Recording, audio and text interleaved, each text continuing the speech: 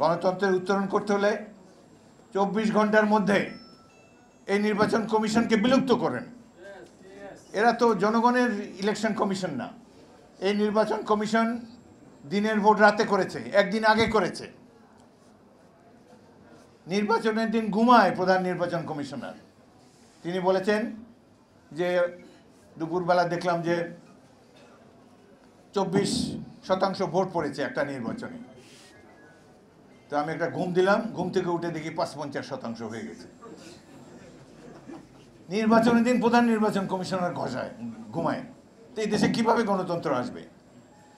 সুতরাং যদি গণতন্ত্র চান, গণতন্ত্র উত্তরণ করতে চান, আমার দৃঢ় বিশ্বাস বাংলাদেশের প্রতিটি মানুষ গণতন্ত্র চায়। আমরা প্রতিবেশী রাষ্ট্রের শাসনও চাই না, অন্য কোনো শক্তিরও শাসন চাই না, জনগণের শাসন চাই। জনগণ এই দেশের মালিক। এই সরকার আরও ছাত্রদেরকে নেওয়া হোক। বৈষম্য বিরোধী ছাত্র আন্দোলনে যারা জীবন বিপন্ন করে ত্যাগ তিতিক্ষার বিনিময়ে এই সরকারের পতন ঘটিয়েছে, তাদেরকে নিয়ে গঠিত হোক সরকার। বুদ্ধিজীবীর আর বেশি দরকার নাই। আমাদের দেশে ভালো বুদ্ধিজীবী আছে, আরেক শ্রেণীর বুদ্ধিজীবী আছে, তারা সকল সংকটের সময় মুখ বন্ধ করে ঘরে বসে থাকেন, কিন্তু বিজয় অর্জনের পর ক্যামেরার সামনে সবার আগে এসে উপস্থিত হন। এরা দেশের কোনো সংকটে এদেরকে পায় নাই। 1971 মুক্তিযুদ্ধে অল্প কয়েকজন ছিলেন। শিক্ষক সমাজে দেখেন সব জায়গায়, বিভিন্ন বিশ্ববিদ্যালয়ে, আমি ঢাকা বিশ্ববিদ্যালয়ের ছাত্র ছিলাম, তখনকার শিক্ষকরা ছিলেন দেবতুল্য মানুষ। এখন শিক্ষকদের মধ্যে অনেক দুর্বৃত্ত আছে যাদের শিক্ষক হওয়ার একাডেমিক যোগ্যতা নাই। কারচুপি করে, যেমন সরকার কারচুপি করে সংসদে বসে রাষ্ট্র ক্ষমতায় আসে, একইভাবে বিভিন্ন বিশ্ববিদ্যালয়ে তারা ভোটার নিয়োগ দিয়েছে, শিক্ষক নিয়োগ দেয় নেই। দলবাড়ি করার জন্যে অযোগ্য, অশিক্ষিত, স্বল্প শিক্ষিত মানুষকে, যাদের শুধু সার্টিফিকেট আছে, জ্ঞানগম্যি নাই, তারা বিভিন্ন শিক্ষক নেতা সেজে বসেছেন। কোয়ালিটি সম্পন্ন আন্তর্জাতিক মানের still bar CSRM, committed for better still. এই সরকারকে আমরা সময় দিতে চাই। বিএনপির পক্ষ থেকে আমাদের মহাসচিব, শীর্ষ নেতা তারেক রহমান, অন্যরাও বলেছেন আমরা এই সরকারকে সময় দিতে চাই, তবে একটা যৌক্তিক সময় আমরা দিতে চাই। এই দেশে তো গণতন্ত্রকে পুনঃপ্রতিষ্ঠিত করতে হবে। গণতন্ত্রকে প্রতিষ্ঠিত করতে হলে নির্বাচনের কোনো বিকল্প নাই। অতি অল্প সময়ের মধ্যে আপনারা অবিলম্বে রোডম্যাপ ঘোষণা করুন এবং একটা যৌক্তিক সময়ে একটি নির্বাচন দিয়ে জনগণের প্রতিনিধিদেরকে রাষ্ট্রের দায়িত্বভার গ্রহণ করার সুযোগ করে দিন। এটাই আমরা চাই। রোডম্যাপ ঘোষণা করতে কোনো আপত্তি থাকার কথা নয়। আর একটি কথা প্রধান উপদেষ্টা বলেছেন, তাকে ছাত্ররা নিয়োগ দিয়েছেন, তাকে দেশবাসী নিয়োগ দিয়েছে। এই আন্দোলনে আমি যে এলাকার MP হয়েছি 6 বার, লালমোহন এবং তজুমুদ্দিন, এখানের 11 জন ব্যক্তি পুলিশের গুলিতে ঢাকা শহরে নিহত হয়েছে। 11 জনের মধ্যে কেউ ছাত্র নাই।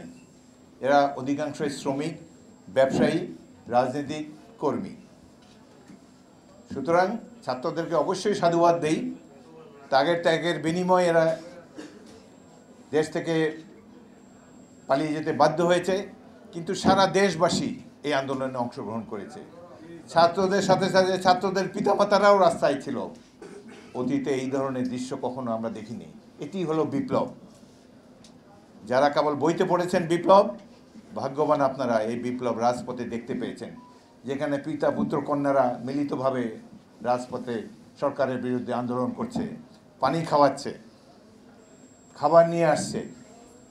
বিশেষ করে ছাত্রীরা, তারা লাজুক, বাংলাদেশে তারা নিজেদেরকে আড়ালে রাখতেই পছন্দ করেন, কিন্তু ছাত্র ভাইদের উপরে অত্যাচার, নির্যাতন, যেভাবে গুলিবর্ষণ করেছে, এটি থেকে তারাও স্থির হতে পারে নাই। মা বাবাকে নিয়ে ছাত্রীরাও পর্যন্ত রাজপথে এসেছে। প্রফেসর ইউনূস সাহেব, আমরা বিএনপির পক্ষ থেকে আপনাকে আশ্বস্ত করতে চাই, দেশের জনপ্রিয় দল বিএনপি, যার অন্তর্ভুক্ত জাতীয়তাবাদী মৎস্যজীবী দল, আমরা সবাই আপনাকে সহযোগিতা করব, আপনার হাতকে শক্তিশালী করব, আপনি দেশকে গণতন্ত্রের পথে নিয়ে যান। এই যে ইতিমধ্যেই সরকারের বয়স হয় নাই 1 মাস, 20 দিনের এই সরকারকে বিভিন্ন ধরনের স্বার্থপর গোষ্ঠী বিড়ম্বিত করছে দাবি দেওয়া নিয়ে। এতদিন কোথায় ছিলেন? 16 বছর যে দুঃশাসন চালিয়েছে তখন দাবি দেওয়া দেননি। এখন এই 20 দিনের সরকারকে কেন নানান ধরনের উদ্ভট দাবি দিয়ে তাদেরকে অতিষ্ঠ করে তুলেছেন?